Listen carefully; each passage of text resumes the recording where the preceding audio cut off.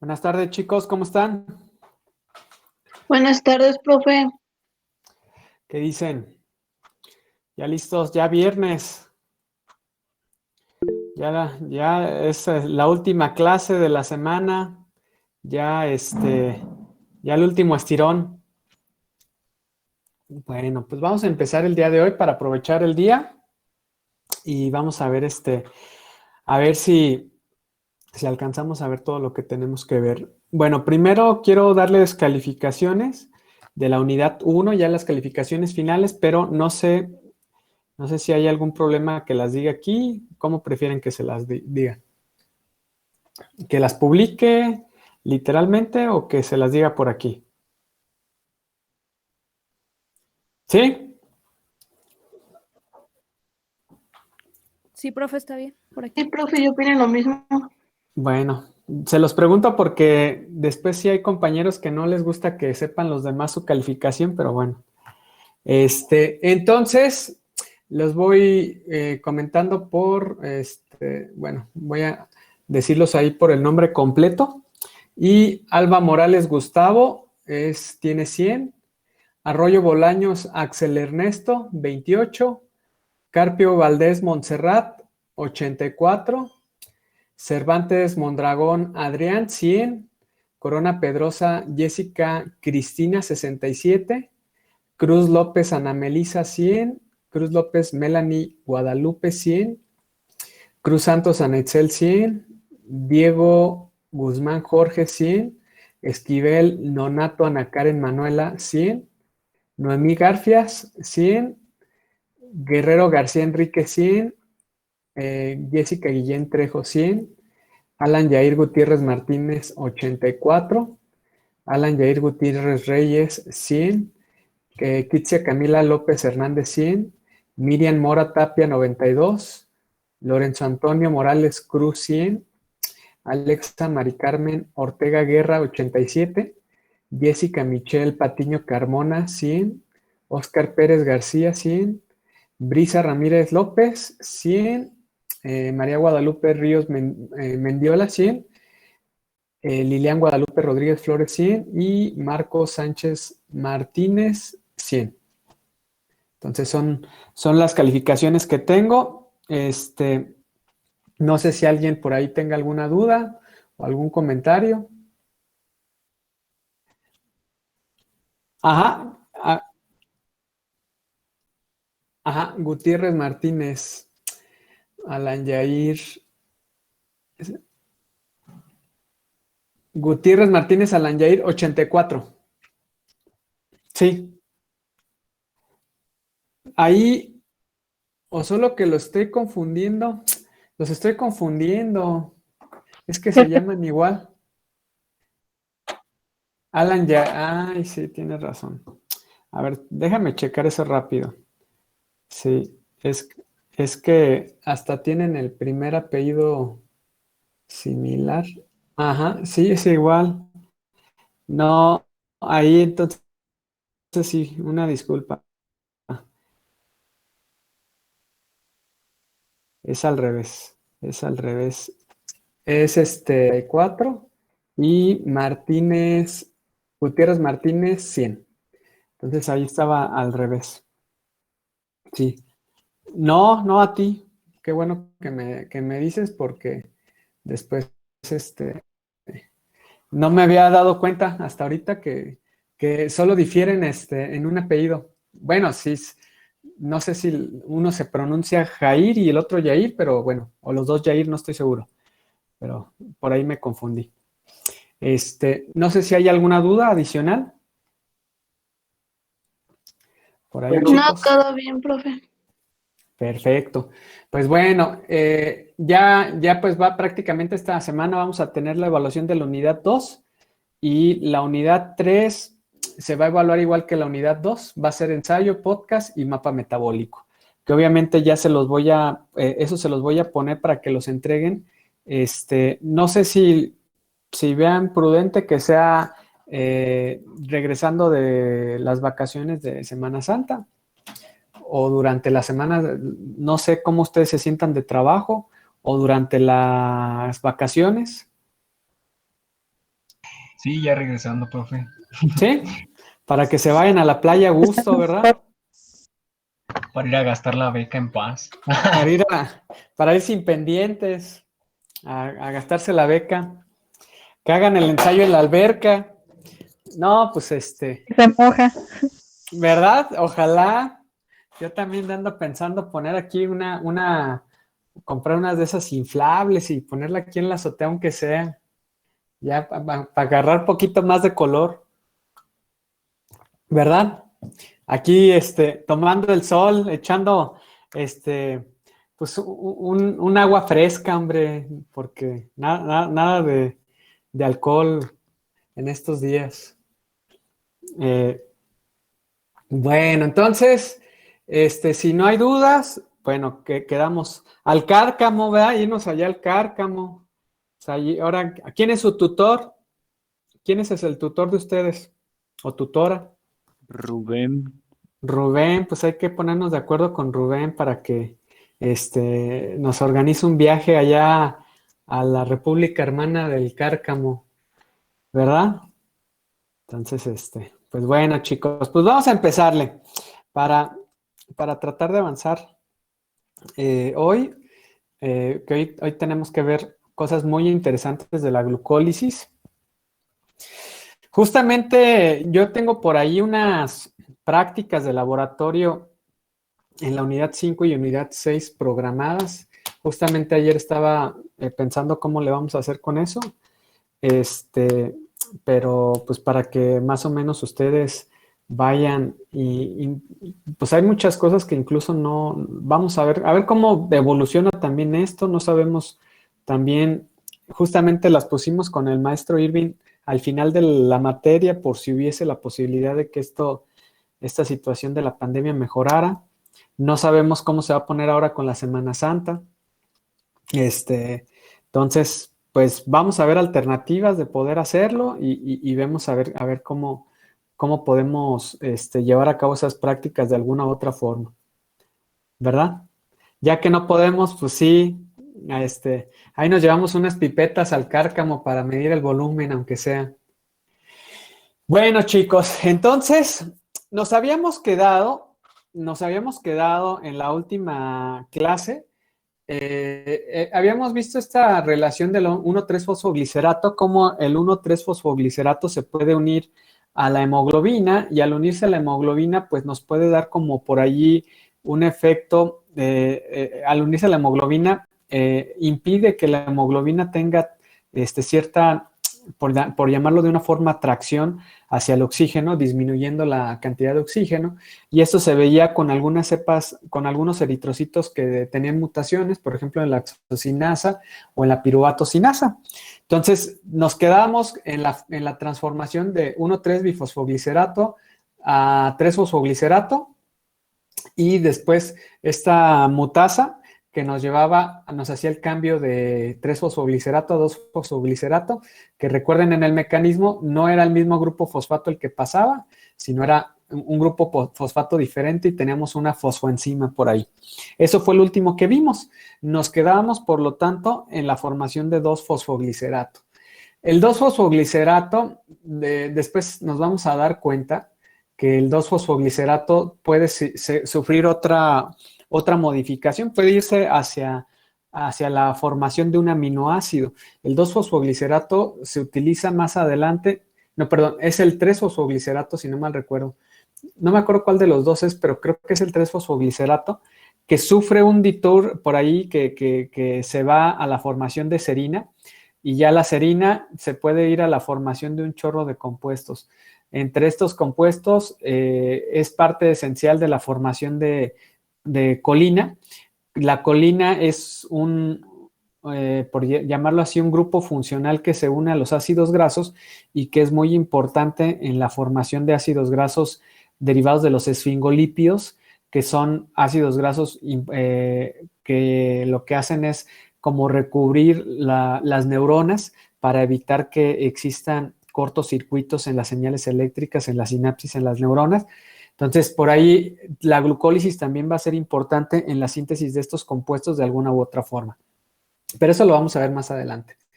Por lo tanto, nos quedamos ahorita nos habíamos quedado en la formación de 2-fosfoglicerato y ya nos hacían falta prácticamente 2 reacciones de la glucólisis.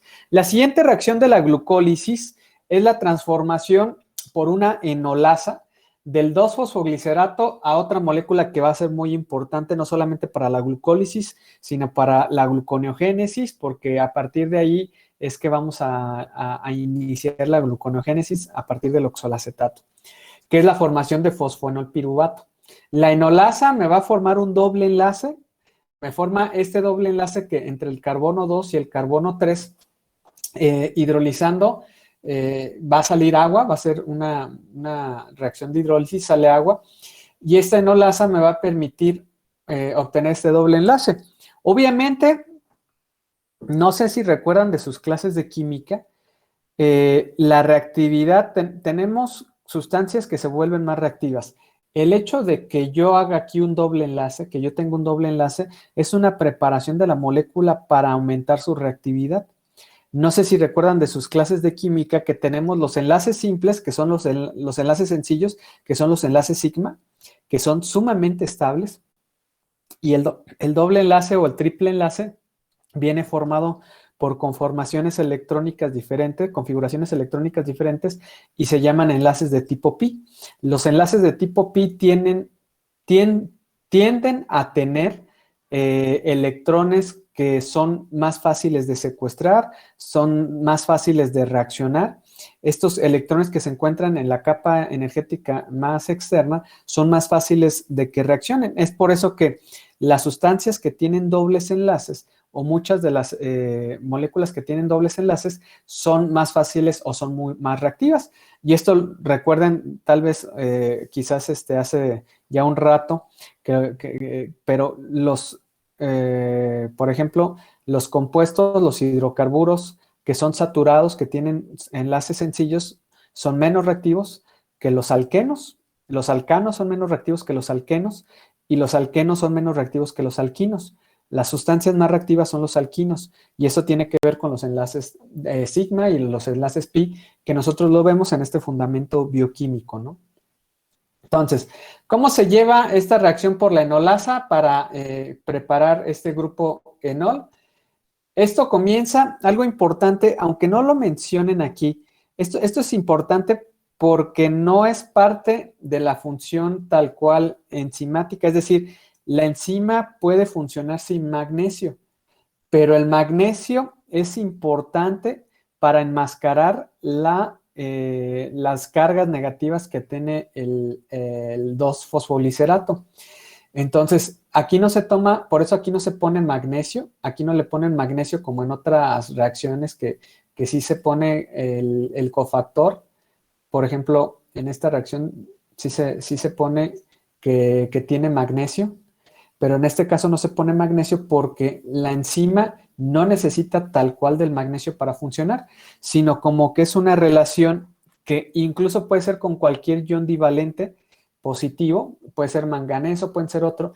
Lo único que hacen estos iones divalentes es enmascarar estas cargas negativas. Estas cargas negativas, acuérdense, como parcialmente las neutralizan, y lo que permiten al neutralizar estas cargas negativas es que haya una interacción electrostática diferente. Entonces, una vez que se tiene el magnesio, que es importante en este caso el magnesio para la función de estas proteínas, digo, para que se lleve a cabo la reacción, pero no para la reacción, para la función de la enzima, vamos a tener dentro del sitio activo 3 aminoácidos importantes. Uno es la lisina 396, el otro es la lisina 345, el otro es un ácido glutámico que es el 211. Van a funcionar al menos las 2 lisinas al mismo tiempo. Las cargas positivas de las lisinas les permiten hacer ataques electrofílicos y estos ataques electrofílicos va a ser una interacción de manera, electrostática con este oxígeno. Y esto va a permitir que el oxígeno se regrese su electrón hacia acá, quede de forma negativa, como lo estamos viendo acá en la parte de abajo, y esta va a ser como una interacción totalmente electrostática. A su vez, la lisina 345 va a tomar este protón el electrón, el enlace se queda, aquí se va a formar un doble enlace. Al formarse este doble enlace, posteriormente, una segunda interacción para para formar el segundo doble enlace es que el ácido glutámico que tenemos aquí va a tomar el grupo hidroxilo y lo va a unir con este hidrógeno para que salga agua. Entonces, aquí va a salir agua y se va a regresar enlace y estos electrones con el oxígeno. El doble enlace va a regresar a la posición de entre el carbono 2 y el carbono 3. Va a salir agua. Entonces, aquí en esta parte sale agua. Y lo que tenemos cuando sale, en este caso, agua, que también puede ser una reacción inversa, puede ser una hidratación. A partir de esta molécula podemos tener una hidratación. Pero en este caso tenemos una deshidratación. Tenemos una reacción que ocurre, esta reacción ocurre de forma muy rápida. Tenemos una segunda reacción que ocurre de manera lenta, donde ya tenemos que sale la molécula de agua, queda el aminoácido, el ácido glutámico con su carga negativa, queda con carga positiva. Netamente, ¿qué es lo que va a hacer? Carga negativa va a unirse a esta para regenerar el ácido glutámico y al final ya vamos a tener lo que es la formación del fosfonolpiruvato, ya tal cual, ¿no? Entonces, este es como el mecanismo de reacción más general de lo que estamos nosotros observando aquí. Una vez, el fosfonolpiruvato es la molécula de mayor energía en toda la célula. De hecho, es la molécula, y cuando hablo en términos de energía libre de Gibbs, es la molécula energéticamente y termodinámicamente más inestable. También nos está diciendo de eso.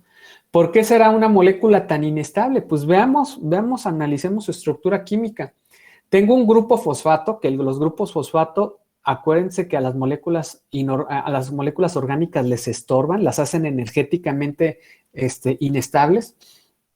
Tenemos este doble enlace y aparte tenemos este ácido carboxílico que tenemos aquí que también lo hace muy inestable. Por donde quiera puede reaccionar por esto, puede reaccionar por esto, puede ser por esto. Es una molécula súper inestable. Por eso es que es la molécula más energética. Esto lo utiliza para bien la célula y aquí es donde tenemos la tercera reacción irreversible de la glucólisis.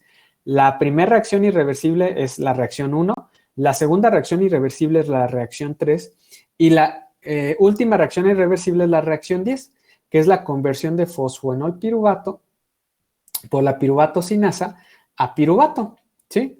Aquí ocurre la fosforilación del ADP. Esta fosforilación del ADP que nos da ATP, normalmente cuando yo tengo este tipo de ácidos, como el fosfonolpiruvato, el piruvato, en algunos casos va a venir dada por este protón, o sea, que generan un protón, que es un ácido de Lewis, una base de Lewis. ¿Cómo funciona esta reacción del fosfonolpiruvato? Aquí también vamos a ocupar magnesio. Entonces, recuerden, el magnesio es muy importante para la función de muchas enzimas dentro de la glucólisis, no solamente en la glucólisis, sino otro tipo de enzimas a lo largo del metabolismo. Pero en este caso, el magnesio lo que va a enmascarar son las cargas negativas que tienes de aquí del grupo fosfodiéster y de aquí del ácido carboxílico. A su vez, se va a utilizar un ion de potasio. Este ion de potasio se va a utilizar para poder establecer un mecanismo como para sostener la molécula electronegativamente y para evitar que obviamente que reaccione. Estos enmascaran estos grupos y enmascara este grupo para evitar que toda esta parte de la molécula reaccione. Esto permitiendo que qué parte de la molécula sea la que reaccione, la del grupo fosfato. Si no tuviéramos la acción de estos grupos o estas partes de la molécula son igualmente reactivas. Al no poderlas enmascarar, lo que podría pasar es que reaccionaría cualquier parte de la molécula. Entonces, al enmascararlas, este grupo fosfato se rompe, se regresa al enlace negativo al oxígeno. Este grupo fosfato se va al ADP y que también está enmascarado por otro magnesio. Se forma ATP, ya que se fosforila, ya en vez de tener 2 grupos fosfato, tenemos 3 grupos fosfato. tenemos un grupo intermedio que es el enol piruvato, que va a tener esta carga negativa que tenemos, que posteriormente estos electrones que se rompieron se van a regresar aquí para formar una acetona y vamos a tener este ácido carboxílico. Va a entrar un protón, este protón va a permitir unirse a romper este doble enlace. Este doble enlace se va a saturar el enlace entre el carbono 2 y el carbono 3 y vamos a tener la formación de este grupo cetona y vamos a tener este grupo carboxilo. Y esta es la formación del piruvato, ¿sí? El piruvato, bueno, ahorita no les vamos a hacer caso a estas energías libres de Gibbs estándar, recuerden, eso es bioenergéticamente incorrecto. Y este es el producto final de la glucólisis, la formación de piruvato. El piruvato, a su vez, va a tener muchos destinos metabólicos. El piruvato se puede transformar en aminoácidos por reacciones de anaplerosis, puede transformarse en acetilcoenzima A por la piruvato descarboxilasa para entrar al ciclo de Krebs, que eso lo vamos a ver cuando veamos ciclo de Krebs.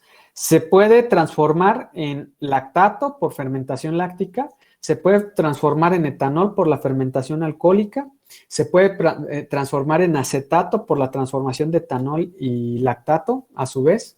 Entonces, el piruvato es una molécula que va a tener muchos destinos metabólicos y algo importante es que es un ácido carboxílico. Todos estos son moléculas que tienen una estructura química de un ácido carboxílico. ¿Ok? Hasta aquí, no sé si tengan alguna duda. Vamos a ver un resumen de todas las reacciones que vimos de la glucólisis. Ya para terminar, de las 10 reacciones de glucólisis, vamos a hacer un pequeño repaso. Que todas las vimos desde el inicio, las vimos de alguna forma. Primera reacción, fosforilación del grupo 6 de la glucosa, del carbono 6 de la glucosa, por medio de la exocinasa para obtener glucosa 6-fosfato. Segunda reacción, una isomerización. Tengo los mismos 6 carbonos, pero tengo una conformación de pentágono en el ciclo y tengo fructosa 6-fosfato por la fosfoglucosa isomerasa.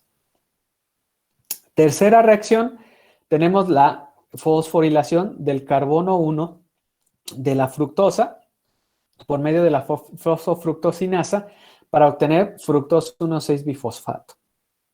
Ya que tengo fructosa 1,6-bifosfato, rompemos la molécula en 2 moléculas de 3 carbonos, que es por medio de la aldolasa. Obtenemos gliceraldehído 3-fosfato y obtenemos dihidroxiacetona fosfato.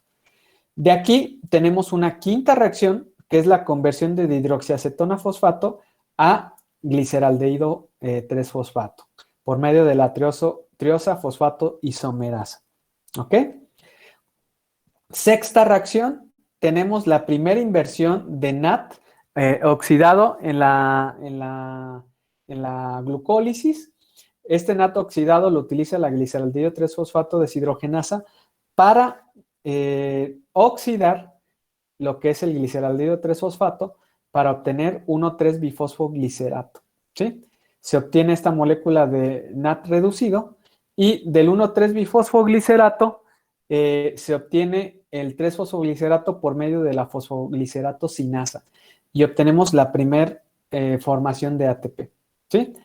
Posteriormente, el 3-fosfoglicerato se va a convertir en 2-fosfoglicerato por la fosfoglicerato mutasa, simplemente un cambio en la posición del grupo fosfato, y este 2-fosfoglicerato se va a transformar en fosfonol piruvato por la enolasa, va a salir agua, y finalmente el fosfonol piruvato con ayuda de magnesio y potasio vamos a obtener piruvato, y aquí también vamos a tener formación de ATP. ¿Cuántas moléculas de ATP se forman por la glucólisis? 2 moléculas. 2 moléculas de ATP. De hecho, estrictamente se forman 4, pero si le restamos 2, estas 2 que invertimos al inicio, el cambio neto serían 2 moléculas de ATP. ¿Sí? O sea, yo invierto al inicio 2, ¿sí? Aquí como rompo, en 2 moles de gliceraldehído 3-fosfato, todo lo que tengo de aquí para abajo se produce doble a partir de 1 mol de glucosa. Yo produzco aquí 2 moléculas de ATP, 2 moléculas de NAT reducido, otras 2 moléculas de ATP. De este lado tengo 4 moléculas de ATP, ¿sí? Y es por eso que aquí tenemos esta que tenemos 2 moléculas de NAT reducido, 2 moléculas de ATP, 2 moléculas de ADP. Entonces, al final, las 4 que se forman netamente, menos las 2 que se invierten, tenemos una formación neta de 2 moléculas de ATP, ¿sí? Entonces, aquí es donde viene la parte interesante. Sin embargo, para que energéticamente y estequiométricamente, y ahorita vamos a ver unos datos interesantes, para que estequiométricamente esté completo, necesito yo regenerar esta molécula de NADH y esta molécula de NADH la tengo que oxidar para que vuelva a hacerse NAT oxidado, ¿sí? Aquí viene un dato bien importante que para mí es necesario que ustedes sepan. Si la célula, esto quizás ahorita puede ser complejo de entender, pero vamos a ver si lo entendemos. Si la célula ocupa una mayor cantidad de NAT oxidado, es incapaz de producirlo de cero. No puede producir NAT oxidado de cero. La célula utiliza cíclicamente. Si quiere más NAT oxidado, tiene que oxidar este NAT reducido. Esto siempre va a estar en las mismas cantidades. Vamos a suponer, si la célula tiene 100 moléculas de NAT oxidado, empieza a funcionar la glucólisis, 50 se convierten en NAT reducido, por lo tanto yo voy a tener 50 moléculas de NAT oxidado y 50 moléculas de NAT reducido. Es decir, siempre voy a tener 100 moléculas. Lo único que va a intercambiar es si están oxidadas o si están reducidas, ¿sí? Eso nosotros lo veríamos ahorita como una complejidad innecesaria. Pues si al final la glucólisis llegase a ocupar una mayor cantidad de NAT oxidado, pues lo más lógico es que produzca más. Pero es una forma de regulación metabólica muy buena, porque eso le ayuda a regular muchos procesos metabólicos. Es decir, que fíjense, esto es una cuestión bien interesante. Cuando ya no hay disponibles moléculas de NAT oxidado en la glucólisis, es decir, todo el NAT está reducido, está en la forma de NADH, ¿qué pasa con la glucólisis? Se para. ¿Pero dónde se para? Se para justamente aquí. De aquí para abajo ya no se puede llevar a cabo la glucólisis porque hay un exceso de NAT reducido. Un exceso de NAT reducido es una señal dentro de la célula de que hay mucha energía. De hecho, la relación NAT reducido, NAT oxidado es una señal de qué tanta cantidad de energía hay. Es una de las tantas señales que tiene la célula. Cuando se para esta señal, porque ya no hay NAT oxidado para que se pueda llevar a cabo la glucólisis, se empieza a acumular gliceraldehído 3-fosfato. Al acumularse gliceraldehído 3-fosfato, ¿a dónde creen que se va? A la formación de glicerol. A la formación de glicerol para la formación de triglicéridos, para el almacenamiento de energía. Es decir, metabólicamente, la glucólisis por sí sola se está regulando para cuando hay una gran cantidad de NADH, ¿qué es lo que pasa? La célula se para y ¿qué es lo que empieza a ocurrir? Que se empiezan a producir altas cantidades de glicerol y de ácidos grasos. Esa es una de las razones, pero no todas, de que el consumir alcohol causa un aumento en la producción en la cantidad de triglicéridos circundantes en el torrente sanguíneo o de lípidos, ¿sí? ¿Qué es lo que pasa cuando tú consumes etanol en alguna bebida alcohólica? Para detoxificar ese etanol, tu célula empieza a ocupar NAT oxidado. Entonces ya no solamente es el NAT oxidado que ocupa la glucólisis, sino el NAT oxidado que se ocupa para detoxificar el etanol. Pasa que muy rápidamente todo el NAT se encuentra reducido y la glucólisis, tú te sigues echando la botana mientras echas tus paquetaxo, ¿no? Tus dorilocos, sigues funcionando la glucólisis. y al seguir funcionando la glucólisis, se empiezan a disparar señales de anabolismo. Se para la glucólisis, pero se empieza a acumular gliceraldehído 3-fosfato. Cuando se empieza a acumular gliceraldehído 3-fosfato, empieza a formarse glicerol y la formación de glicerol dispara una señal para la formación de lípidos.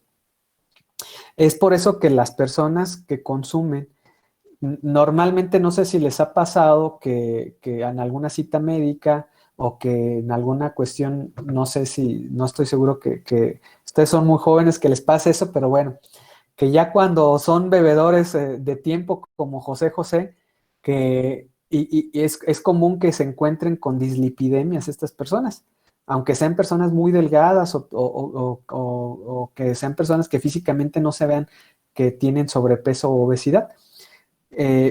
Estas personas pueden tener dislipidemias y todo esto puede ser debido a un desbalance entre las especies reducidas y las especies oxidadas de NAT, que es un mecanismo de regulación metabólico, ¿sí?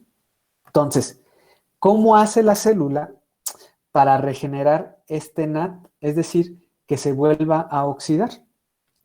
Pues una de las vías más antiguas evolutivamente para regenerar este NAT oxidado y que todo esto jale bien, porque todo puede jalar, pero si yo no tengo este NAT oxidado, la glucólisis se para, es la fermentación, ¿sí?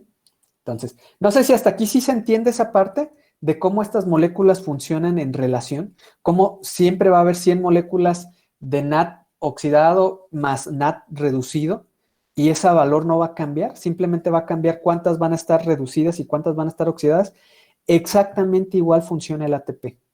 El ATP va a funcionar entre moléculas de ATP, moléculas de ADP y moléculas de AMP, ¿sí? Si la célula necesita más ATP, no va a sintetizar de cero adenina y la adenina la va a fosforilar. Va a reutilizar el ADP que ya tiene o el AMP que ya tiene y simplemente lo fosforila, ¿sí? Esto es importante porque normalmente bioquímicamente no nos dicen esto hasta que ya se ven de forma muy avanzada. Ok, ¿cuál es la estrategia? Entonces, esta es una parte importantísima, esto que vemos en verde de la glucólisis. Es un eje regulador maestro de la glucólisis, este NAT reducido y este NAT oxidado. Cuando la célula no tiene normalmente una disponibilidad de oxígeno normal, este NAT reducido se regenera en NAT oxidado por la fermentación. ¿Sí? Entonces, esto es lo que vamos a ver ahorita. Vamos a ver la fermentación láctica y la fermentación alcohólica. No sé si hasta aquí hay alguna duda.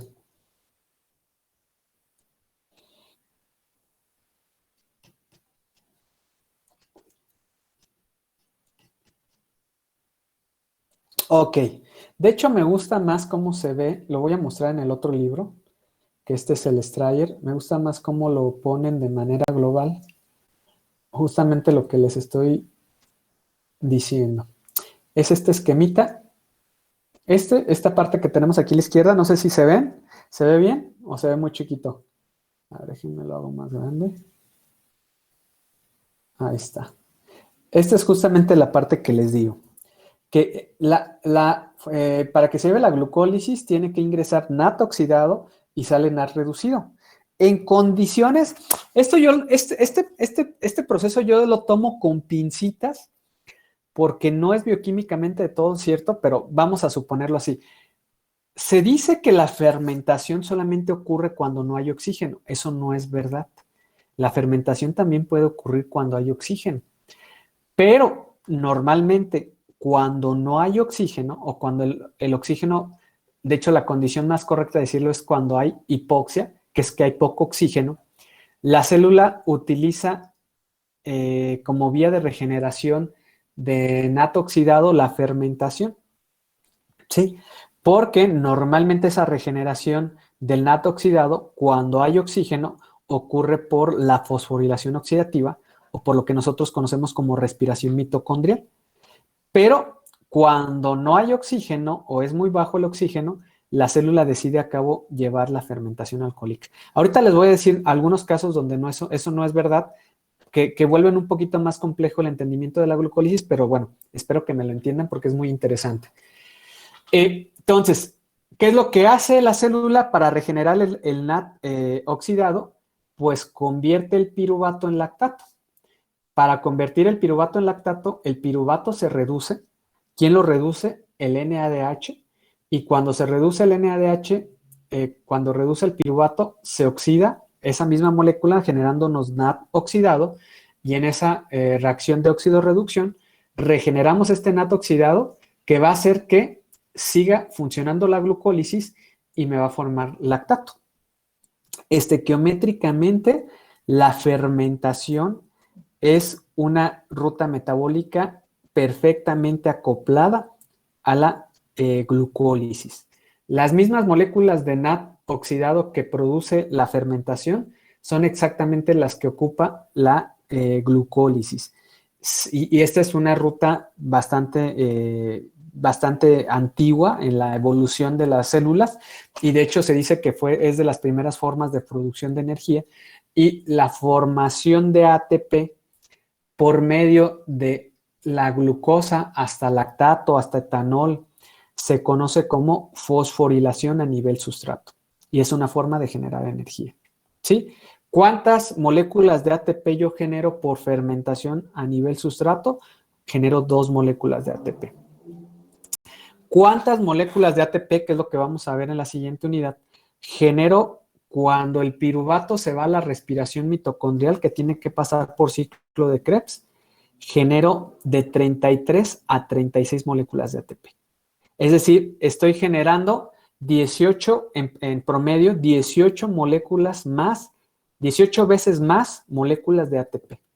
¿Sí? Cuando utilizo la respiración que cuando utilizo la fermentación. Entonces, esto es importante. Ok, entonces, cuando no hay oxígeno, las células deciden transformar el piruvato en lactato o cuando las condiciones de oxígeno son muy bajas. Esta es una forma que las células utilizan para regenerar ese NAD oxidado que ocupan para que funcione la glucólisis, porque si no funciona la glucólisis, no funciona la célula en general. La glucólisis es esencial para el funcionamiento de la célula en general, es parte del metabolismo central. ¿Cómo ocurre esta reacción? El NADH es un nucleótido, es un nicotinamín. De hecho, tiene que ver con la nicotina. Es una molécula relacionada con la nicotina que nosotros hemos escuchado hablar que está principalmente en el tabaco, que también es un nucleótido. Entonces, tiene que ver con esa molécula, ¿no? Aquí, para transformar el piruvato en lactato, se utiliza esta enzima que es la lactato deshidrogenasa, y lo que hace esta lactato deshidrogenasa es que este hidrógeno, el hidrógeno que se encuentra hacia nosotros, lo va a ceder primero va a haber un cambio, aquí esto es importante, este grupo cetona se va a reducir, se reduce principalmente, aquí esto es algo bien importante que lo sepan. Bueno, antes de continuar esto, nosotros ponemos el NADH normalmente de 2 formas. Aquí no viene como se pone, pero déjenme lo pongo acá arriba, porque acá arriba sí venía. Y esto se me había pasado decírselos. El NADH se pone de esta forma. Esta es la forma química más correcta. El NAD va a tener una molécula formalmente unida, un protón formalmente unido químicamente a la molécula y siempre va a estar asociado electrostáticamente con otro protón, con un protón que no está unido químicamente a la molécula, pero que está asociado electrostáticamente. Es por eso que muchas veces nosotros ponemos, o cuando escribimos NAD reducido, ponemos NAD reducido más un protón, ¿sí? Y esto tiene que ver con la situación formal químicamente hablando, que siempre que el NAD reduce una molécula, participan 2 protones, ¿sí? Participa un protón dentro de la molécula y participa un protón que está fuera de la molécula. Es por eso que se expresa de esta forma. Y nosotros lo vemos aquí en la reacción justamente de esa forma. Que ya uno cuando se mete mucho en esto le pone poco cuidado a eso, pero es importante, es algo bien importante. Entonces, va a haber este protón que viene, que no está asociado directamente a la molécula, va a ser el que se va a unir al oxígeno de la cetona, y el protón que sí está asociado directamente al carbono 4 del heterociclo, del NADH, es el que se va a unir al carbono, pero de forma sencilla. Este se une al oxígeno y este se une al carbono. Van a formar un alcohol en el carbono 2, y la formación de este carbono nos va a dar el L-lactato. El L-lactato, de hecho, no podemos formar D-lactato por la lactato deshidrogenasa, sino siempre se va a formar L-lactato, y el L-lactato tiene que ver con la posición del grupo hidroxilo. Si el grupo hidroxilo estuviese a la derecha, tendría que ver como D-lactato, y esto tiene que ver con la nomenclatura de los carbohidratos. Se quita este grupo, tenemos este hidrógeno, este protón que ya no tenemos aquí, viene un rearreglo de los dobles enlaces. Al ver este rearreglo de los dobles enlaces, tenemos que este nitrógeno forma 4 enlaces, y al formar 4 enlaces adquiere una carga parcial positiva, y es por eso que nosotros denominamos a este NAT como un NAT positivo, ¿sí? Entonces, no necesariamente porque existe un intercambio donde este es un ion hidruro, sino tiene que ver con este nitrógeno, ¿ok? Entonces, es así que se regenera este NAT, y este NAT formalmente va otra vez a participar en la reacción de la gliceraldehído 3-fosfato deshidrogenasa. Normalmente, aquí les va un tip. Normalmente, cuando nosotros escuchemos hablar de una enzima que es una deshidrogenasa, vamos a ver que participan este tipo de coenzimas o de cofactores, que nosotros los conocemos bioquímicamente como acarreadores electrónicos. El NADH o el NADPH o el FAT, que es el FADH. Los otros dos los vamos a ver más adelante. Las deshidrogenasas todo el tiempo hacen reacciones de óxido-reducción y son importantísimas en el metabolismo. Estas deshidrogenasas normalmente están formados por unos centros particulares, tienen en el núcleo, en la parte de su sitio activo, tienen unos centros que se conocen como centros hierro-azufre, que son centros que tienen diferentes configuraciones geométricas, pero el fierro que tienen esos centros les permite recibir electrones o ceder electrones. Entonces, esta lactato deshidrogenasa, ese hierro puede pasar de una valencia +3 a una valencia +2, y eso le permite a estas deshidrogenasas hacer esas reacciones de óxido-reducción. ¿Ok? Ahora, el lactato, aquí viene una parte interesante. El lactato se forma cuando hay poca cantidad de oxígeno, ¿sí? Cuando hay poca cantidad de oxígeno se forma lactato. Yo ya les había hablado de, por ejemplo, si nosotros hacemos un ejercicio extenuante, o no sé, quizás ahorita por la pandemia que muchos estemos llevando una vida más o menos sedentaria, no hemos salido a correr, y ahora que regresemos a clase nos aventamos una corrida para alcanzar la combi, y pues resulta que nuestros músculos no tienen ahorita una capacidad aeróbica buena, no la mayoría de nosotros. Al no tener esa capacidad aeróbica buena, van a consumir muy rápido el oxígeno y no van a tener la capacidad de regenerar este NAT de forma eficiente. Para poderlo regenerar, por lo tanto, van a recurrir los músculos a acoplar la glucólisis a la fermentación, y nuestros músculos van a llevar la fermentación láctica, ¿sí? La fermentación láctica se puede sostener por pequeños instantes mientras el músculo se reoxigena, y esto permite la formación de ácido láctico, y este ácido láctico se puede acumular en forma de cristales y nos puede causar cierto dolor después de hacer ejercicio. Este ácido láctico posteriormente puede ser consumido en el hígado. Si tú al siguiente día decides seguir haciendo ejercicio, seguramente este ácido láctico se va a disolver, se va a ir al torrente sanguíneo, y este ácido láctico es convertido a glucosa y se forma energía en el hígado por medio de una ruta metabólica que se llama el ciclo de Cori. Entonces, si tú al día siguiente haces ejercicio, vas a disminuir la concentración de ese ácido láctico en tus músculos y lo más probable es que disminuyas el dolor, no completamente, porque si tú sigues haciendo ejercicio y tú no tienes una capacidad aerobia todavía tan buena, vas a seguir produciendo ácido láctico, ¿no? Pero eso va a ir disminuyendo con el tiempo. Es por eso que dicen hasta ahí los mameis de los gimnasios que lo ponen hasta en inglés, ¿no? No pain, no gain, ¿no? No dolor, no ganancia.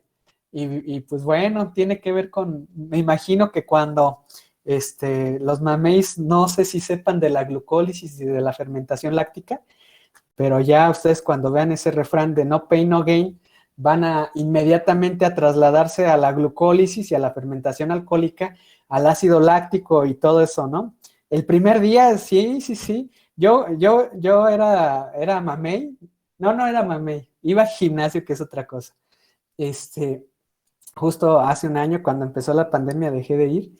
Y sí, no, hay unos mega mameis y sí, fíjate que hay algo que sí debo de, ¿verdad? Subiendo la foto ahí, cargando, las pesas y sí todos tomándose fotos, no todos, pero algunos.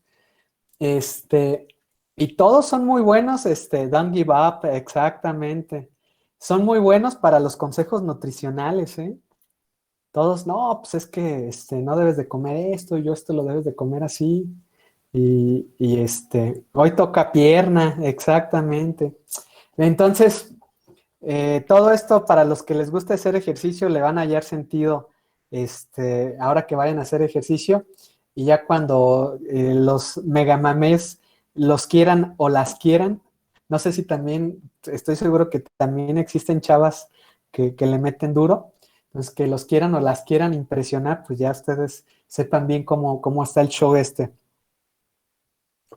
Aquí hay algo bien interesante que les voy a mencionar. Pues bueno, se habrán dado cuenta que yo les voy a hablar mucho de cáncer porque es una de las partes a las que yo me estoy dedicando un poquito más a investigar y todo, ¿no? Y se preguntarán una parte importante de por qué, bueno, ahí les va un dato importante, que ya se los he mencionado. Las células cancerígenas, por alguna razón, deciden producir su energía por la fermentación, por esta vía metabólica, en lugar de la respiración. Aún, y una incógnita hasta que ha sido o que es fuente de mucha discusión entre la comunidad bioquímica es ¿por qué deciden fermentar si producen menos energía? Y si aún así produciendo menos energía, ¿por qué las células cancerígenas tienen una capacidad de proliferación tan alta? Y pues bueno, existen muchas teorías, existen muchas, a ciencia cierta no sabemos por qué es lo que origina el cáncer, ¿no? La teoría somática de mutaciones, que dice que el cáncer se origina por mutaciones, cada vez ha perdido más terreno. Y ahorita nosotros estamos en el área de cáncer ante teorías que tienen que ver con la estructura de los tejidos. Tiene que ver mucho con la estructura de los tejidos, que hay tejidos, por ejemplo, que pierden, por ahí justo en la mañana estaba leyendo algo de eso. Hay tejidos que no van a tener, por alguna razón, una buena vascularización, una buena angiogénesis. La vascularización o la angiogénesis es la formación de arterias a lo largo de los tejidos, y estas arterias permiten no solamente el intercambio de nutrientes, sino algo más importante, el intercambio de oxígeno. Cuando hay una parte de un tejido que no tiene un intercambio de oxígeno, entonces ese tejido se vuelve hipóxico y metabólicamente empieza a generar una reprogramación metabólica. Esa reprogramación metabólica hace que las células empiecen a fermentar en vez de producir su energía por la respiración, y se le llama en términos generales glucólisis anaerobia. Y de hecho es un término incorrecto porque la glucólisis no es ni aerobia ni anaerobia. La glucólisis no depende del oxígeno, puede llevarse tanto aerobia como anaeróbicamente, pero es un término que se acuñó por parte de la medicina, que es la glucólisis anaerobia. Y las células cancerígenas deciden formar su energía y no solamente deciden formar su energía de esta forma, sino que son muy eficientes transformando su energía. Pues resulta que hace bastantes años, ya casi 100 años, un científico alemán, déjenme les pongo el artículo, un científico alemán que se llama Otto von Warburg, de estos científicos que tienen, hay algo bien interesante, alguna vez, creo que este año di una plática de esto, déjenme nada más encuentro el artículo y les empiezo a platicar de esta parte. Por lo pronto, no sé si hay alguna duda.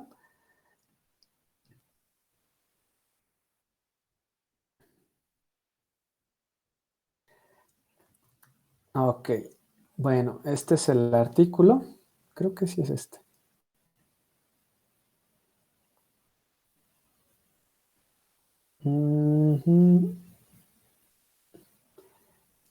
Ay, no, creo que no. No, este es de otros. Es este mero.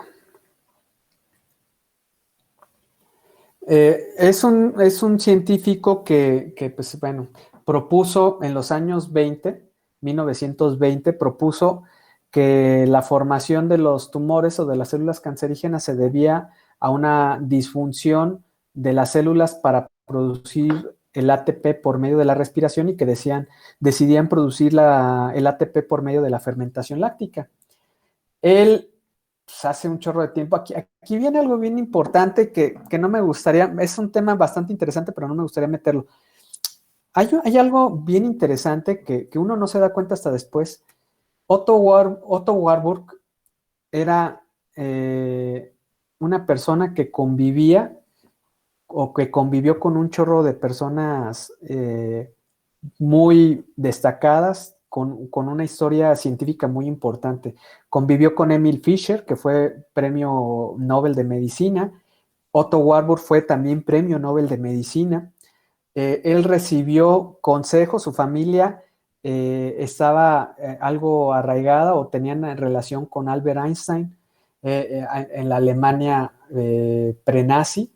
Él estuvo trabajando de la mano con Hans Krebs, con el que descubrió el ciclo de Krebs.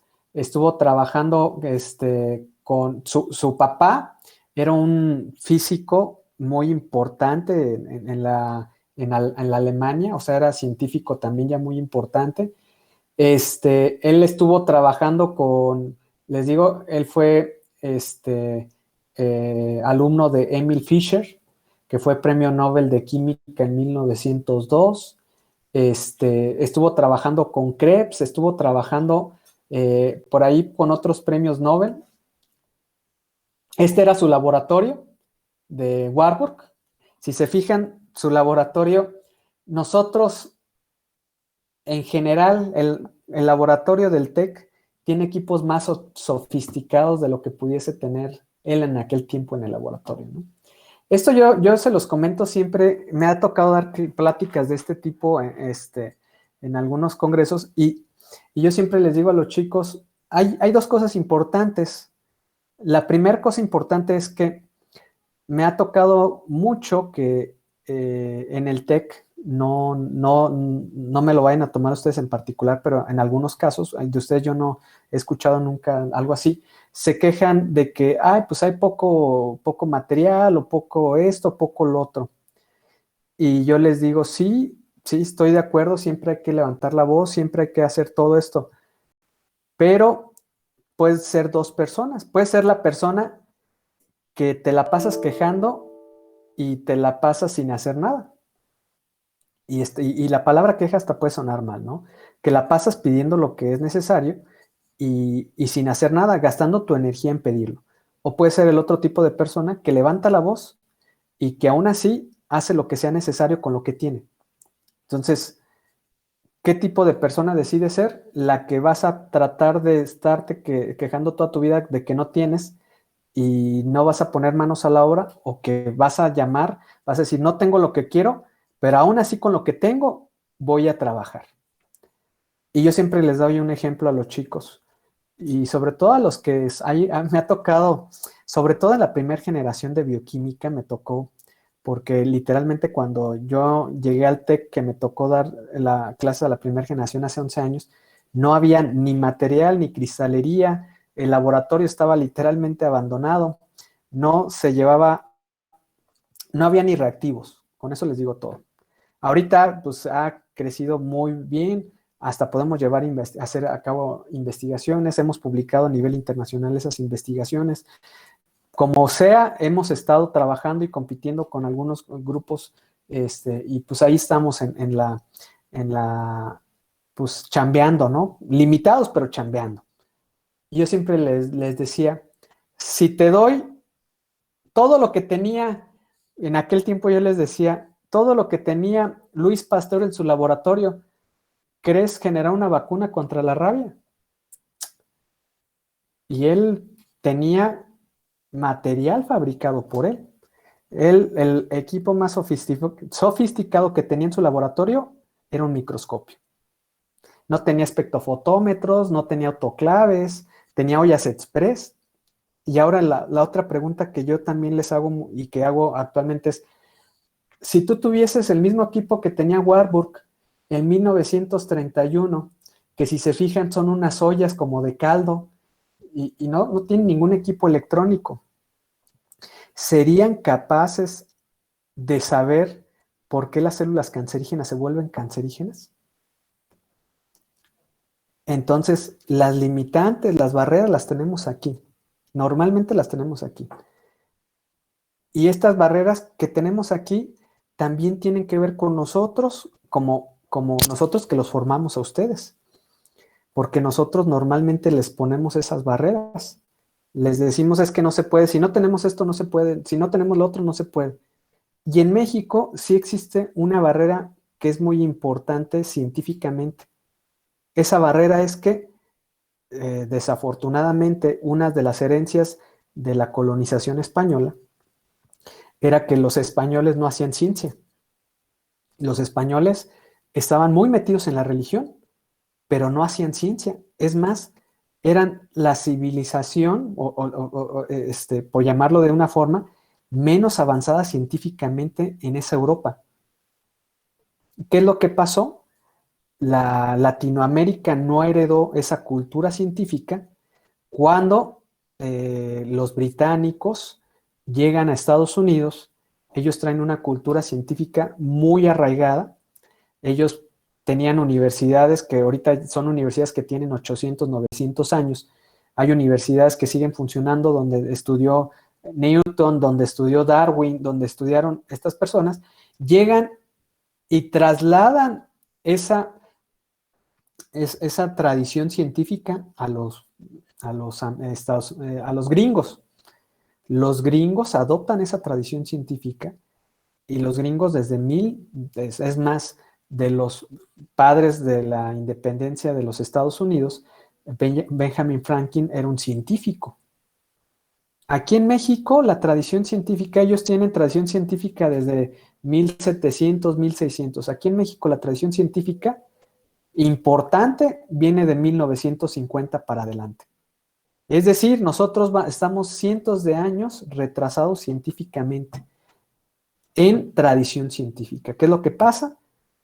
Que no hay una tradición científica, no sabemos trasladar la ciencia, no sabemos todavía enseñarla muy bien y eso nos crea barreras mentales importantes. No a todos. ¿Qué es lo que pasa aquí? Que nosotros no somos capaces aún de visualizar esas tradiciones científicas porque esas tradiciones científicas no vienen simplemente de una persona, ¿no? Vienen de un grupo de personas. Entonces, de aquí viene algo bien, bien interesante.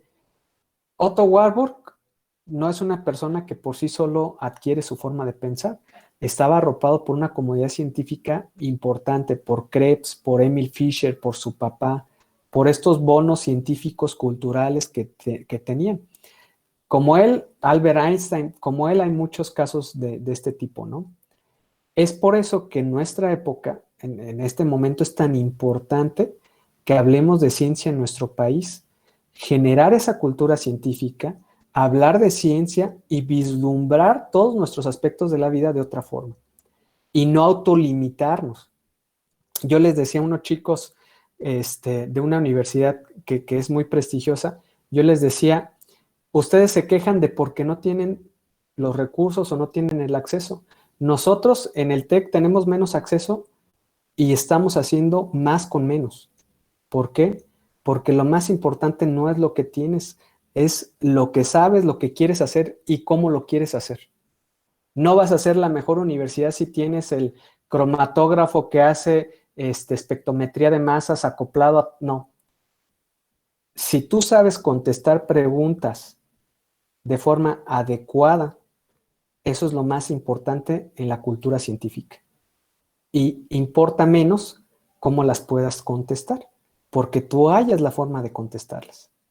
Y yo siempre les he dicho aquí, y yo lo he dicho en mis pláticas, porque ustedes cuando un día entren al laboratorio donde nosotros hacemos investigación de muchas formas, adaptándonos a todo, y aún así estamos tratando de competir internacionalmente con laboratorios que tienen económicamente, que tienen más recursos, y lo hacemos porque no estamos limitados a la barrera mental de que no podemos hacerlo, sino tenemos la estructura mental de, ok, queremos responder esto, ¿qué es lo que tenemos? Pues vamos a tratar de responderlo de esta forma.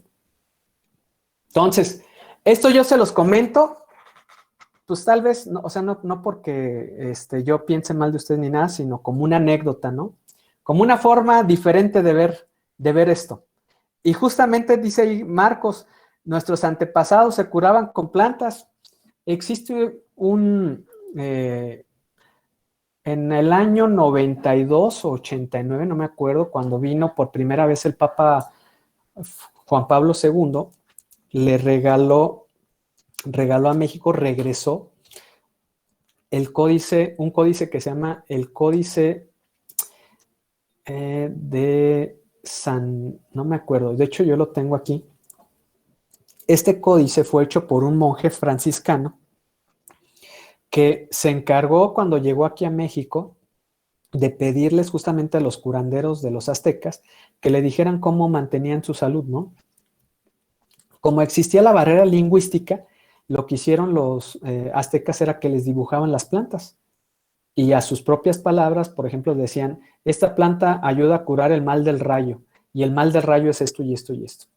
Para no hacerles la historia larga, aquí en Jaripeo existe una planta que hace micropropagación de plantas. El dueño de esa planta, de esa empresa de micropropagación de plantas, es uno de los creadores intelectuales de la pastilla anticonceptiva. La pastilla anticonceptiva salió justamente no recuerdo bien, él me ha platicado su historia, espero algún día llevarlo, y esta historia él la sacó justamente de ese códice. Él sacó de ese códice que podía hacer ciertas cosas, se dedicaron a hacer investigación. La investigación no la hicieron aquí en México porque en México se prohíbe, todavía es ilegal cualquier tipo de ensayo anticonceptivo o abortivo. No me acuerdo si lo llevaron a cabo en Australia o en otro país. Y de ahí desarrollan esta tecnología y esta tecnología la desarrollan con una planta mexicana que sacan de ese códice. Entonces, tiene que ver con la forma en la que nosotros vemos y de ahí seguramente se pueden sacar muchas cosas, ¿no? El chiste es que, es un libro que venden del Fondo de Cultura Económico, viene la parte, un libro que es café, que viene en latín, y un libro verde que es la traducción del latín.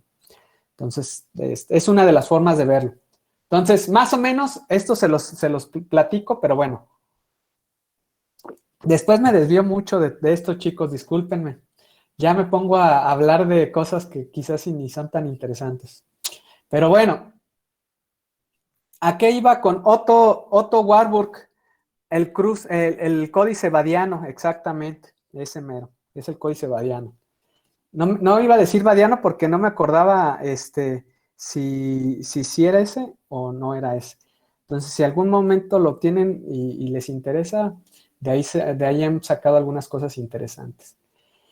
Y justamente resulta que a pesar de que las células cancerígenas deciden utilizar, muchas gracias chicos, pues bueno, qué bueno que les interesen y pues ojalá les haga eco en algo, ya en algún momento espero poderles seguir platicando algo más de todo esto, y sin que nos aventemos 7 unidades o 8 unidades, ¿verdad? Echar chisme virtual, echar de todas las chismes científicos, ¿verdad? Yo soy como el ventaneando de la ciencia, Alberto Chapoy. Entonces, tenemos que visualizarlo de otra, para que liguen en la fiesta, ya van a llegar ¿conociste a Otto Warburg? Pues yo sí, te voy a hablar un poco de él para que te llenes de cultura. El Chapoy bioquímico, exactamente. Bueno,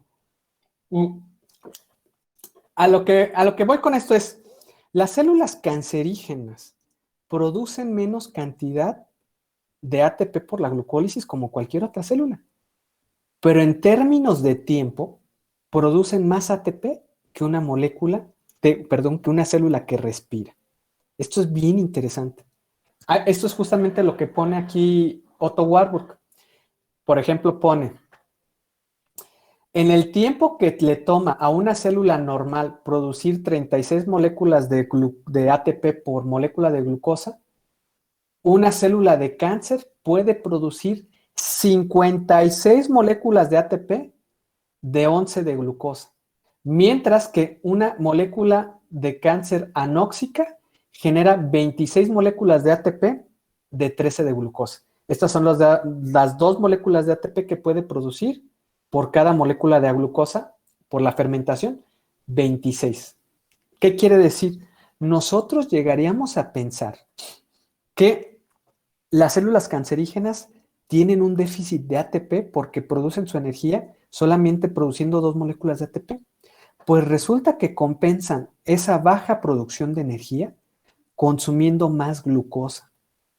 Consumen la glucosa de forma voraz, ¿sí? Y si le pones poquito oxígeno a esas células, son incluso capaces de producir mayor cantidad de ATP que una molécula normal, aunque ocupa una mayor cantidad de glucosa para llegarla.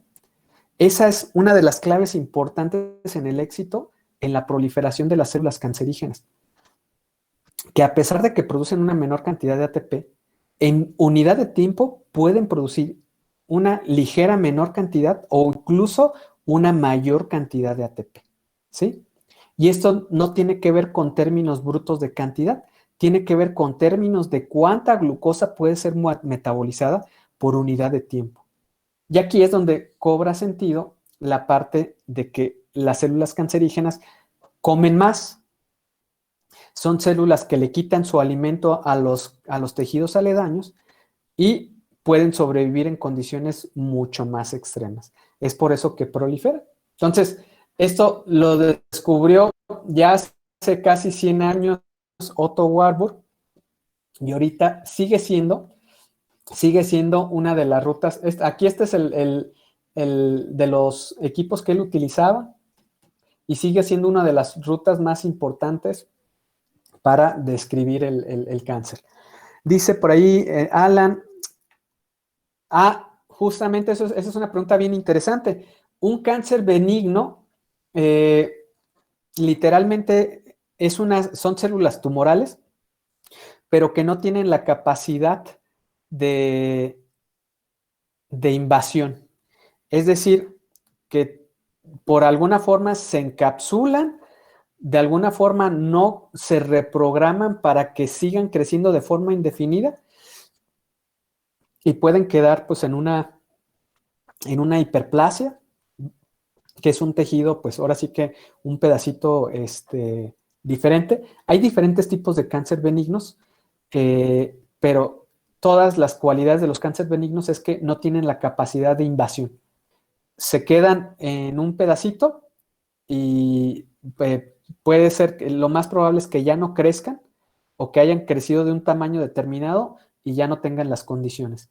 Eso puede ser por muchas razones. Una de las más comunes es que se hayan quedado atrapados, que haya habido una permeabilización de una impermeabilización del tumor y que estos ya no tengan acceso a poder escapar. Y un cáncer maligno es aquel que sí tiene esa capacidad metabólica. Tiene esa capacidad metabólica de infiltrarse en los tejidos y de invadir. Un cáncer maligno es el que se puede propagar a todo el cuerpo, a formar metástasis. Entonces, el cáncer benigno no tiene esa capacidad metabólica. Esa es la diferencia. Tumoralmente, los dos tuvieron reprogramaciones, pero uno alcanzó a, ¿cómo decirlo de una forma? A reprogramarse de forma correcta y el otro sigue siendo, creciendo a lo bruto, ¿no? Esa es la principal diferencia. Y van a existir diferentes tipos de cáncer benignos. Entonces, normalmente cuando tú tienes un tumor, lo primero, de las primeras pruebas que te hacen es la capacidad que puede tener ese tumor de microinvasión, y eso lo hacen con diferentes biomarcadores, y es por eso que normalmente cuando tú tienes un tumor, lo primero que te hacen es una biopsia. Te toman una parte del tumor, si es que es posible, o te toman una muestra sanguínea, y te lo mandan a analizar, ¿no? Sí, justamente tiene que ver, no, esto es un mundo, ¿no? Esto es un mundo del cáncer, este es un mundo. Yo justamente, ahorita me puse más a darle a esto porque ya nos urge publicar ese artículo y quizás si hay alguna, ahí por ahí nos hacemos un espacio, me tomo una hora o por ahí nos ponemos de acuerdo para platicarles de esto que nosotros hemos estado investigando, si es que les parece interesante. Y ahorita nosotros ya esperamos, ya queremos mandar pronto este artículo. Sí, dígame.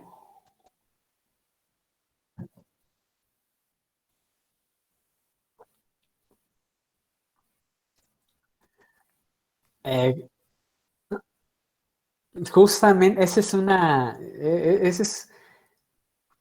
un tema no solamente interesante, sino complejo desde el punto de vista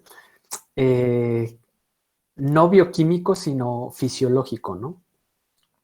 Las plantas sí tienden a formar tumores, ¿sí? Y tienden a formar tumores de formas similares a los que los forma un mamífero, ¿no? Sí tienden a formar.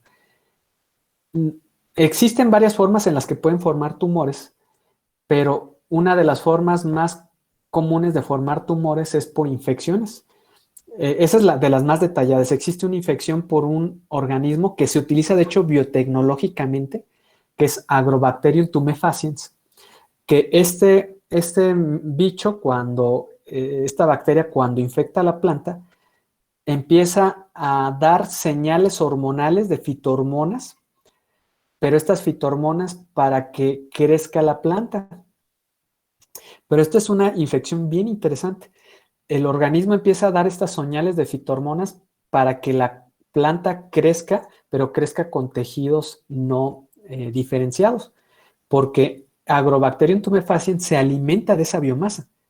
Lo que hace es que da la señal a la célula produciendo fitoquímicos, a la célula de las plantas produciendo fitoquímicos que crezca para alimentarse de esa biomasa. Es algo súper interesante.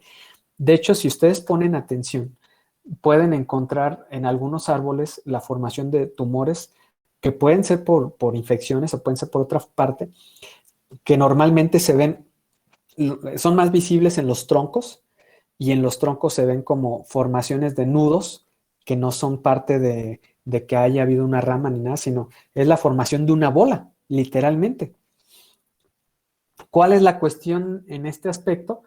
Que la formación de estos tumores en las plantas, a excepción de esta que yo conozco de la infección, no pone en riesgo la vida de la planta, porque no tiene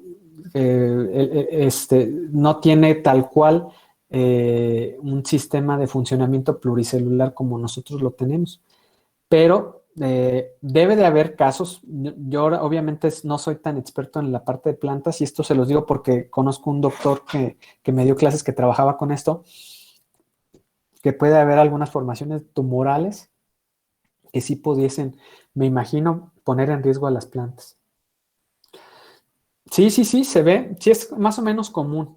No estoy seguro si sí, bueno, yo recuerdo del doctor que nos daba clases, que es de hecho muy bueno en esa parte, que sí le llamaba tumores tal cual, pero no estoy tan seguro de que sí, o sea, tienen todas las características de ser un tumor, pero fisiológicamente no estoy seguro si actúan de la misma forma. Y quizás puede ser por cuestiones metabólicas. Este sería un tema interesante, ¿eh? Muy interesante, muy buena pregunta, Alan.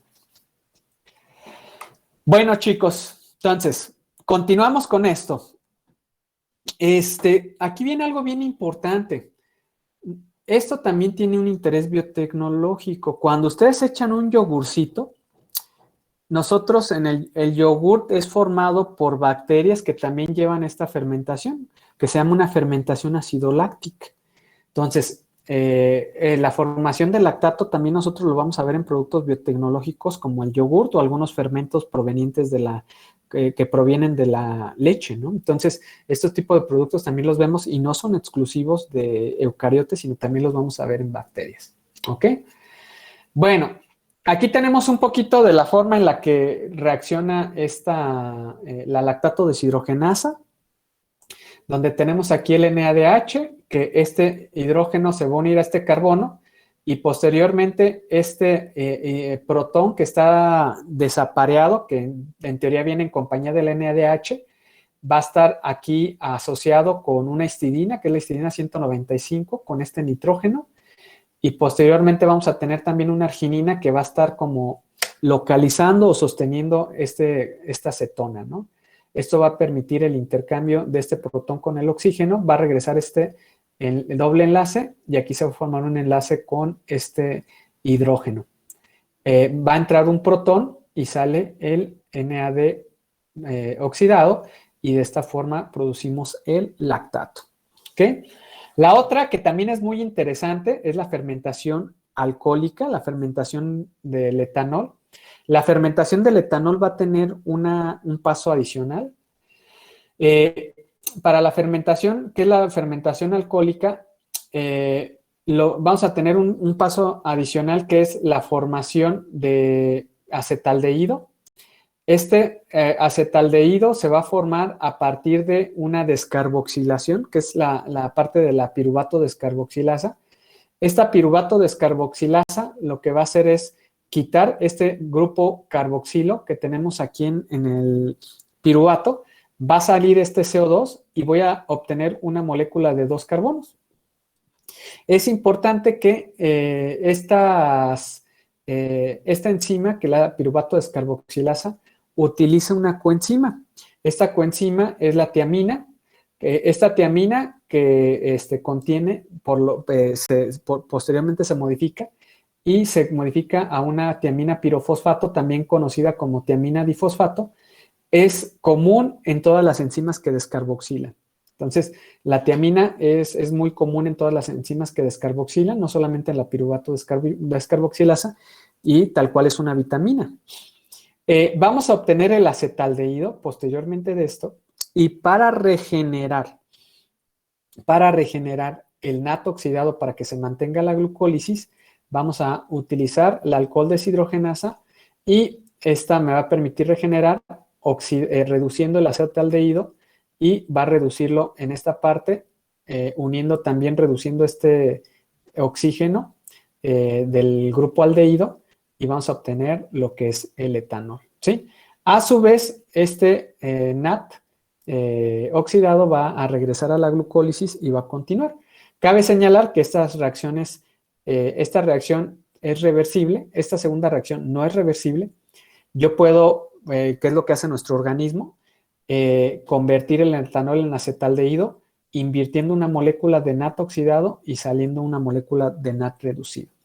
Entonces, el alcohol es otra forma de fermentación, la conversión de piruvato a etanol, y tiene el mismo propósito de mantener este estado, el estado redox del NAT para poder llevar a cabo la glucólisis.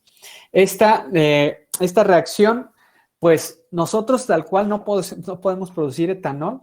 Esto del etanol principalmente se lleva a cabo en bacterias y levaduras, e incluso los hongos filamentosos, que nosotros conocemos como mohos, también son incapaces de llevar a cabo la formación de etanol. Y nosotros utilizamos principalmente para producir este etanol una levadura que se llama Saccharomyces cerevisiae. Actualmente, por ejemplo, también se utilizan otro tipo de levaduras, pero esa es la más común, la que nosotros utilizamos para producir etanol. Y esta es la vía metabólica por la cual se producen todas las bebidas alcohólicas, ¿no? Ahora que se tomen en la tarde, en la noche, a quien se tome para dormir bien, una cervecita, un vino tinto, recuerde que esa formación de ese etanol es gracias a la descarboxilación del piruvato para la formación de acetaldehído y posteriormente por alcohol deshidrogenasa la formación de etanol, ¿sí? Entonces, estas son las dos vías de fermentación que vamos a conocer de forma más común y existen más, pero bueno, no tenemos, no nos alcanzaría la materia para verlas a todas, entonces ahorita vamos a ver estas nada más, estas dos fermentaciones. Y bueno, aquí vamos a ver algo bien importante. Aquí para transformarse, ¿cómo funciona la alcohol deshidrogenasa? La alcohol deshidrogenasa va a funcionar por medio de zinc, tiene como cofactor al zinc. El zinc lo que va a ayudar es en el sitio activo, mantener unida una histidina y mantener unido este oxígeno del acetaldehído. El NADH va a donar su protón a este carbono. Se van a reformar aquí estos dobles enlaces y se va a reducir, en este caso, se va a reducir este oxígeno. Este oxígeno, en teoría, tendría que reducirse por un acoplamiento que tendría que haber aquí con el grupo amino de la histidina y nos permitiría formar el grupo alcohol y aquí tendríamos el hidrógeno que viene del NADH, ¿sí? Y esto es la parte de fermentación. No sé si hasta aquí hay alguna duda, chicos. No hay mucho, en realidad son rutas muy sencillas estas de fermentación y no hay mucho que ver. Perfecto. Bueno, de hecho aquí viene algo bien interesante.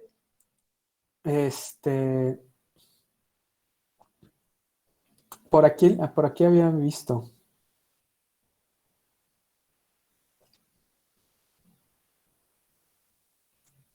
Hay esto es bien interesante, hay muchos microorganismos de nuestra microbiota intestinal que para producir su energía utilizan un alcohol deshidrogenasa, utilizan una forma de fermentación. No sé si les ha pasado, seguramente lo deben de asociar, cuando ustedes toman un desparasitante, que es el metronidazol es una molécula que inhibe específicamente a las alcohol deshidrogenasas. Cuando ustedes toman metronidazol, literalmente lo primero que les dicen cuando van a tomar metronidazol es no puedes tomar alcohol. Y literalmente con metronidazol sí no pueden tomar alcohol. Si toman alcohol tomando metronidazol, pueden correr el riesgo de tener una intoxicación muy grave, porque no tenemos forma de toxificar ese etanol.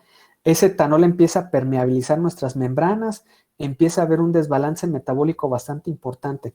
Cuando ustedes tomen metronidazol, que sirve para desparasitar, sirve para matar algunos organismos que dependen de la fermentación para vivir, literalmente no podemos tomar etanol, no podemos comer bebidas alcohólicas porque corremos el riesgo de morirnos literalmente, ¿sí? Entonces, esta es una de las cuestiones que ahorita recuerdo más interesantes del alcohol deshidrogenasa.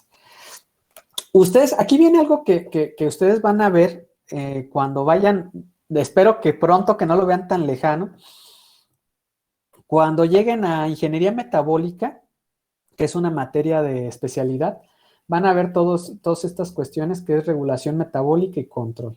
Aquí no sé por qué viene en esta parte de la materia, pero son ecuaciones diferenciales, son flujos metabólicos. No sé por qué lo pusieron justamente aquí. Yo he dado esta materia de ingeniería metabólica y bueno, pues son todos estos coeficientes metabólicos y todo, pero no estoy seguro por qué lo pusieron aquí, que todo esto se hace con programas, que es el control genético, regulación genética. Sí, esto se ve, esto ustedes lo ven en noveno semestre, que es ingeniería metabólica. Entonces, todo esto, cuestiones de ecuaciones diferenciales y todo esto acoplado, se ve, pero en noveno semestre. Ahorita lo que me interesa es ver esta parte. No, ahí sale, pues es que sale mientras salía, o sea, estaba bajándole. ¿Se acuerdan que les había dicho que los valores de la energía libre de Gibbs estándar pues, no son correctos para interpretar? Justamente esta tabla, ellos la ponen para decir eso. Me llama la atención que ellos utilizan la energía libre de Gibbs estándar para referir a la energética de las reacciones. Y aquí abajo ellos dicen que no se puede utilizar la energía libre de Gibbs estándar, que la energía libre de Gibbs que se debe utilizar es la real.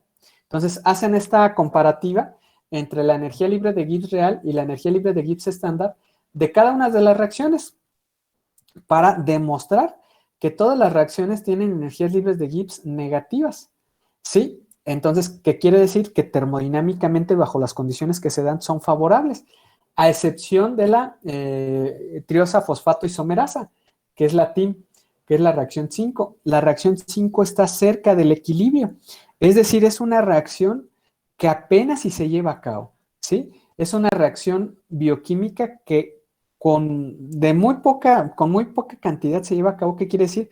Que normalmente los productos y los reactivos se van a encontrar en equilibrio químico, ¿sí? Entonces, es cero, es ligeramente negativa, es decir, eso le permite que se lleve a cabo, pero no.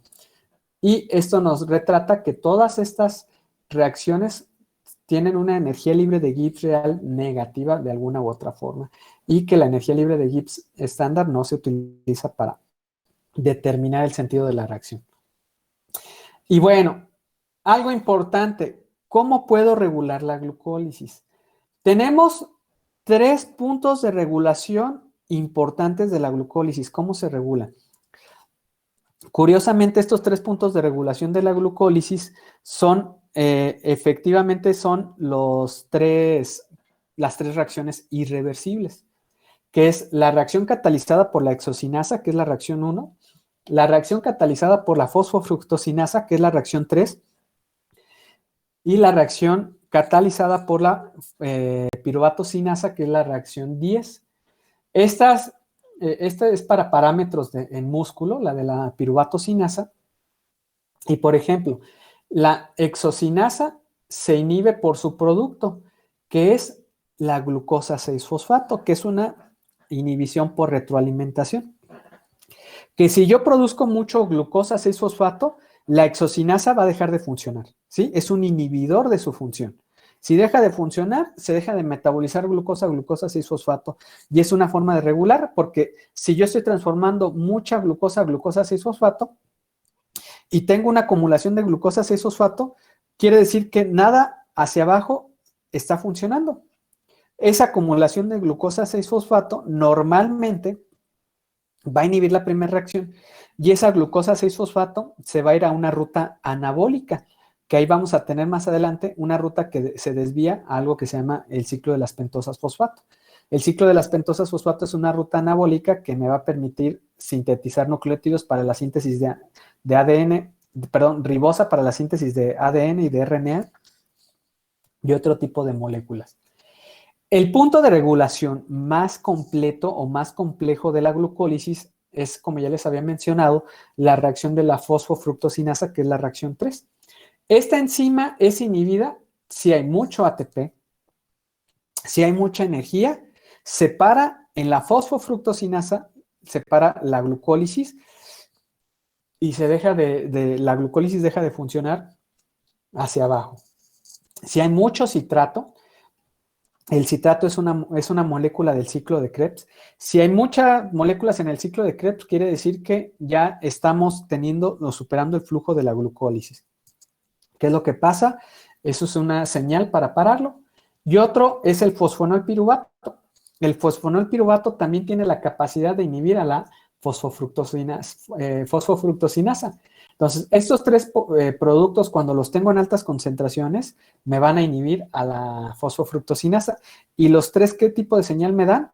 De que ya hay muchos productos de la glucólisis y que vamos a pararla de manera catabólica y vamos a echar a andar las rutas anabólicas. ¿Y qué lo activa? Lo contrario, cuando no hay energía, cuando tenemos poca energía, las señales catabólicas, ¿cuáles serían? El ADP, que es una señal energética, el AMP, que también es una señal energética, el AMP cíclico, que es otra señal energética, que estas tres dependen, es lo mismo que pasa con el NAT reducido en NAT oxidado. Cuando no tengo ATP, entonces voy a tener mucho ADP o mucho AMP o mucho AMP cíclico. ¿Sí? ¿Qué otra cosa me dispara? La fructosa bifosfato, 1,6-bifosfato.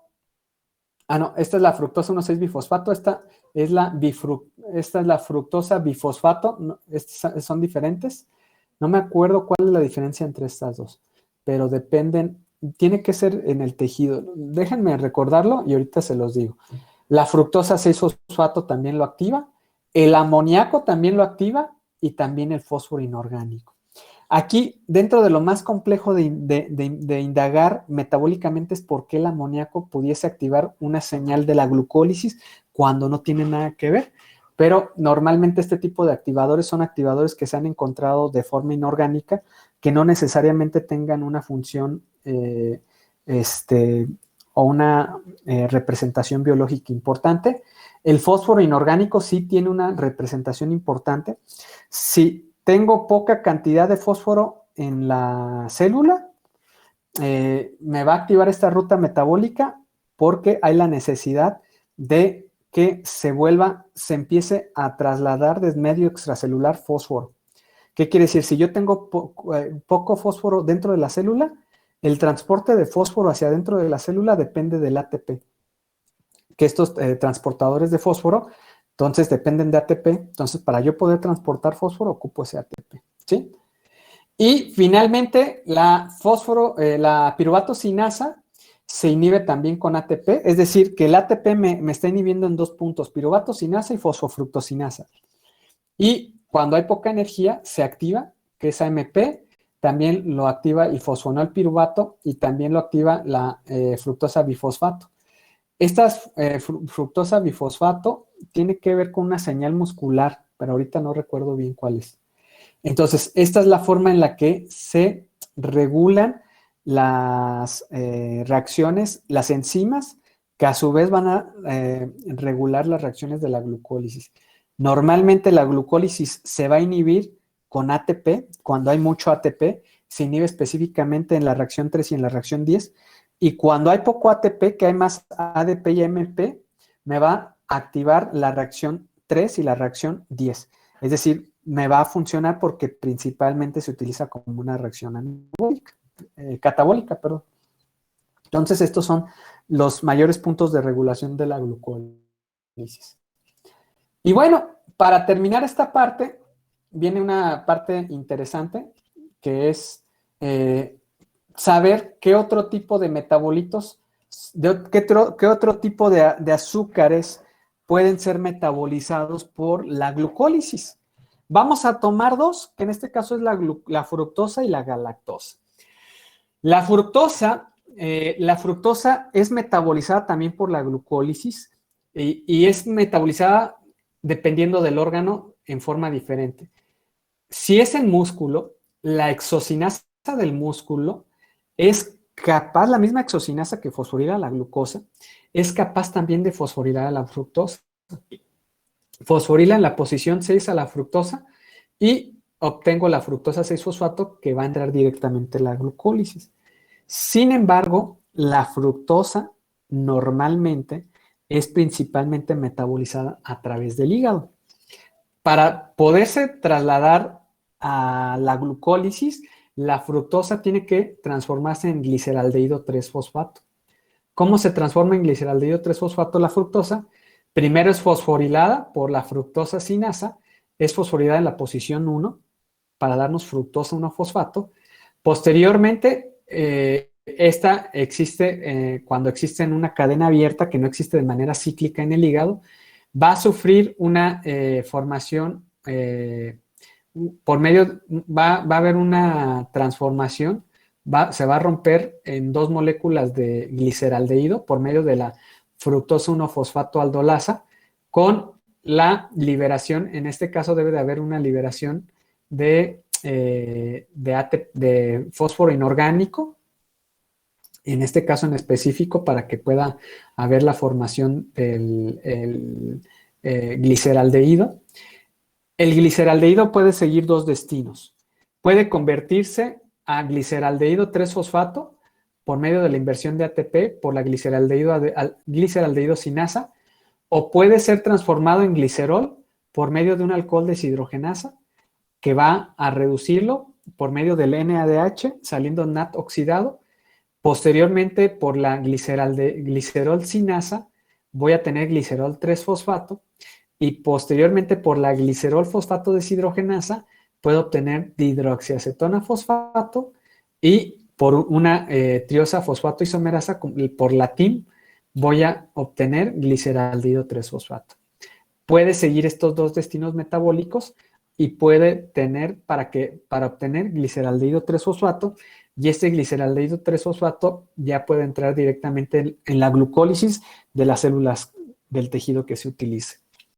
¿Cuáles las cuestiones de utilizar fructosa? Metabólicamente, el consumo, fíjense, esto es importante.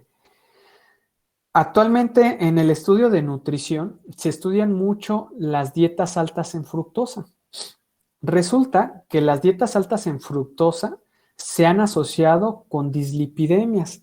¿Qué son las dislipidemias? Quizás es una palabra que yo se las menciono de forma muy común, pero las dislipidemias es cuando yo tengo en torrente sanguíneo una cantidad anormal de triglicéridos, de colesterol o de otros ácidos grasos que no deberían de estar ahí. De manera general, tengo mucha grasa en la sangre, ¿no?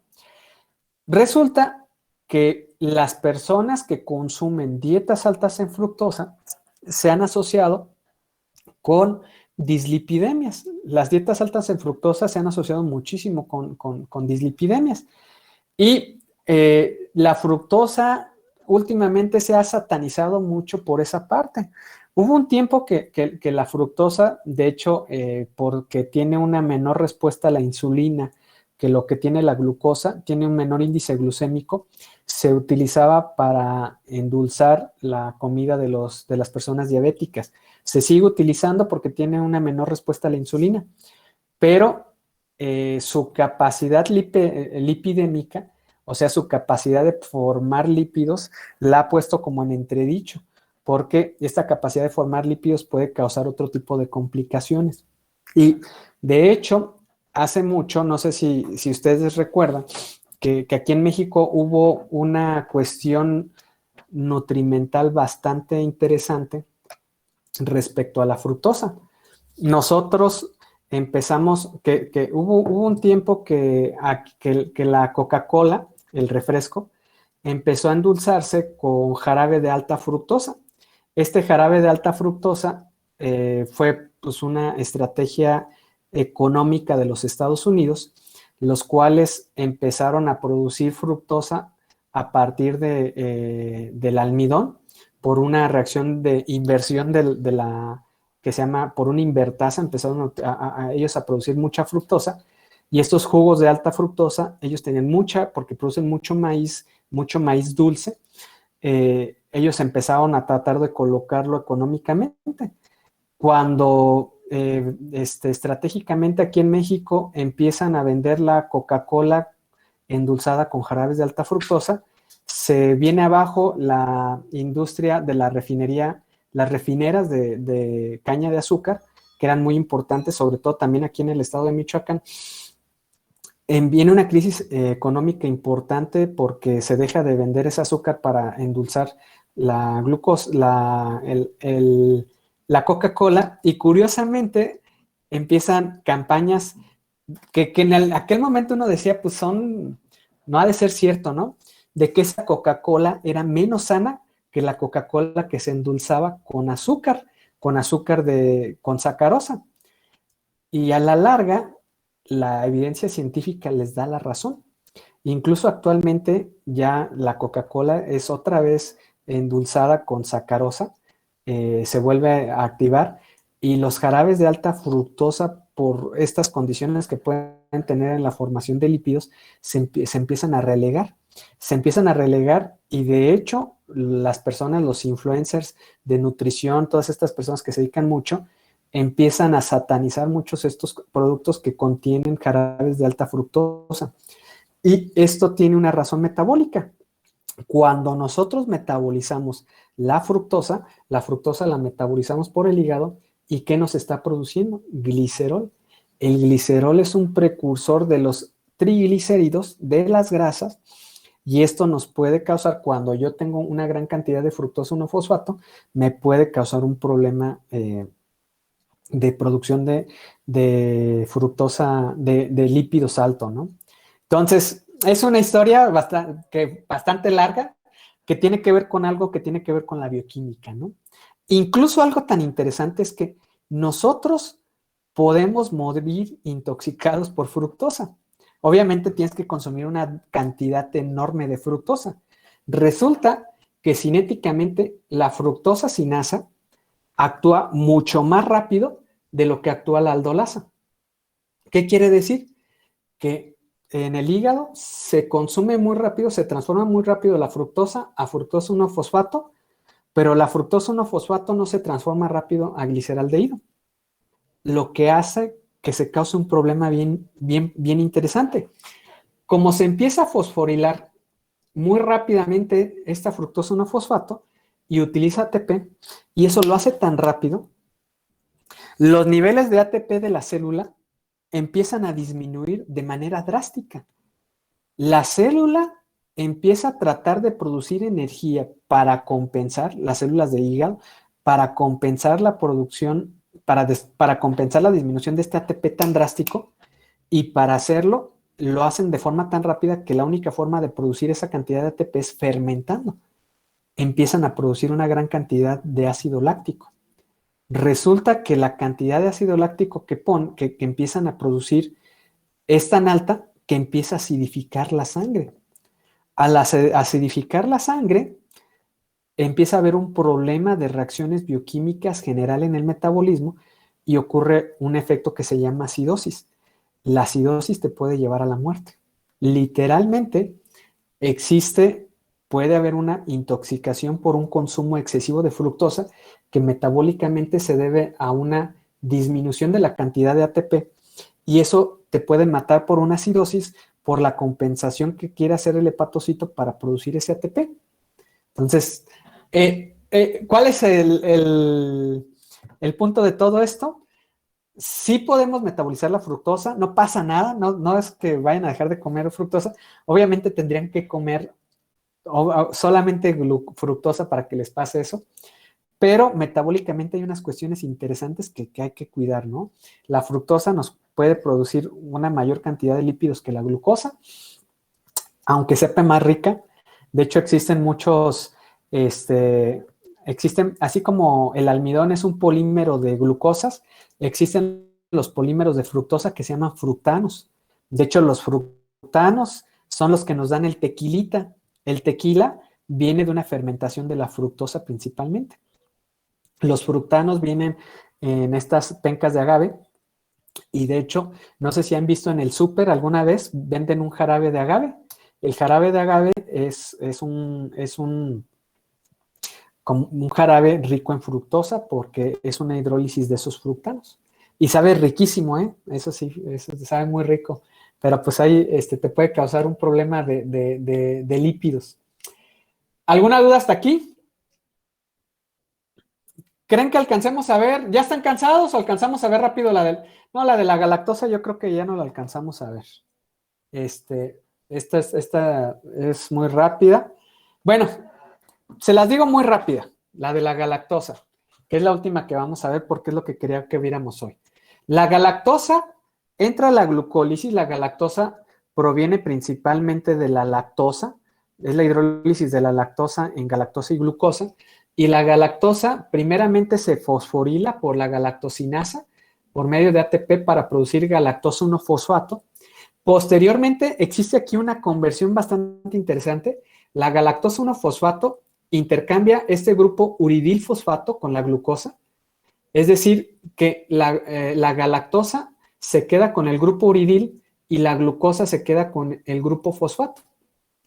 Entonces, al intercambiar esto, que es por una galactosa 1-fosfato uridil transferasa, la galactosa queda señalada con la UDP y este UDP posteriormente permite que esta galactosa por una epimerasa se transforme en glucosa por la galactosa epimerasa. Recordando que la glucosa y la galactosa son epímeros, nada más difieren en la dirección de este grupo hidroxilo. En el carbono 5, el grupo hidroxilo en la galactosa está hacia arriba y en el carbono 5 en la glucosa está hacia abajo. Entonces, al hacer este epímero, se convierte otra vez en glucosa y esta glucosa se va a transformar en glucosa 1-fosfato con la ayuda de esta galactosa 1-fosfato y posteriormente la glucosa 1-fosfato se va a transformar por una fosfoglucomutasa en glucosa 6-fosfato y esta pues ya entra directamente a la glucólisis. Aquí hay unas cuestiones bien interesantes con el consumo de galactosa. Las personas que no tienen, hay personas que tienen genéticamente que no tienen esta enzima. Estas personas son intolerantes a la galactosa. Son personas que pueden tener problemas digestivos, no tienen problemas para pasar la comida. Son personas que pueden tener retraso mental, pero algo bien interesante, son personas que tienen problemas nerviosos importantes del sistema nervioso y son personas que se les forman cataratas. Son personas que en los ojos se les forman cataratas. ¿Cómo se impiden todos estos efectos colaterales de las personas que tienen esta deficiencia de galactosa 1-fosfato uridil transferasa? Pues quitando de su dieta la galactosa. Pero aún así, quitando de su dieta la galactosa, esto es algo que no se ha encontrado hasta ahorita, todavía no sabemos por qué ocurre. Aún así, son personas que de por vida, aunque no consuman galactosa, siguen teniendo problemas del sistema nervioso central importante. No se ha hallado la relación entre el metabolismo de la galactosa con estas cuestiones del metabolismo central, pero es bastante interesante todo lo que ocurre. De hecho, son problemas bastante graves simplemente por no tener esto.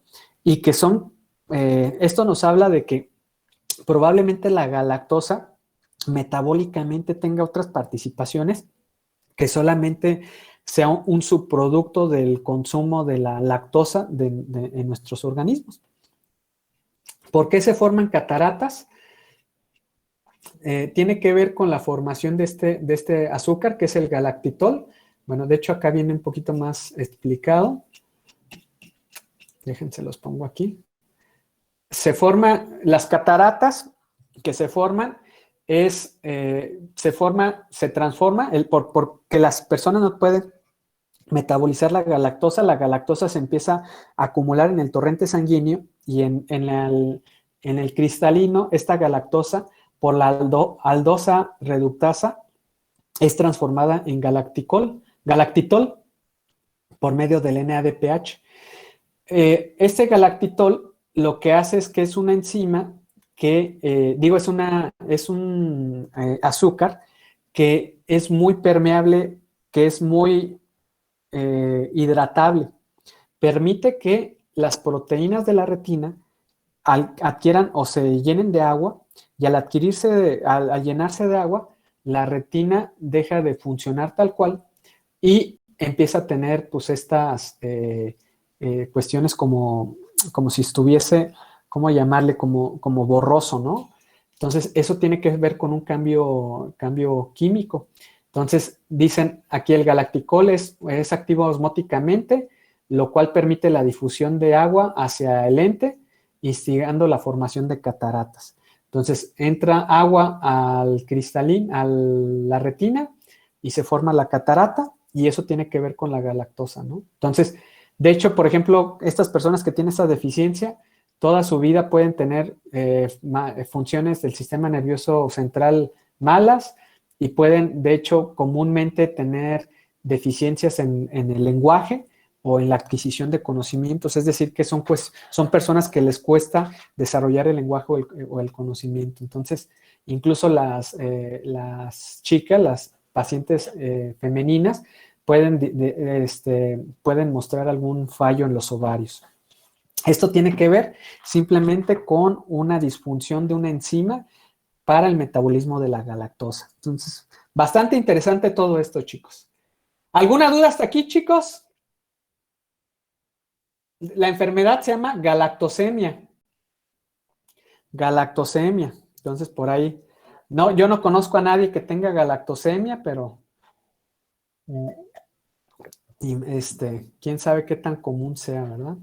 Pero bueno, ocurre y tal parece que los efectos son bastante complicados. Pues bueno, chicos, pues ahora sí que no me resta más que, si no hay ninguna duda, desearles que tengan un excelente viernes, disfrútenlo mucho. Ya ahí con los que vayan a ligar, ya saben las frases que acabamos de ver para ligar. Y bueno, esperemos que hayamos aprendido algo nuevo el día de hoy. Y nos veríamos entonces el siguiente miércoles. Nos vemos aquí a las 3 de la tarde y pues que tengan un excelente fin de semana. Cuídense mucho, chicos, y pues aquí estamos al pendiente cualquier cosa. Gracias, profe, igualmente. Hasta luego. Muchas gracias. Igualmente. Cuídense. Gracias. Pásela cool. Adiós. Nos vemos. Gracias, Adrián. Gracias, profe. Nos vemos, Marcos. Hasta luego, profe.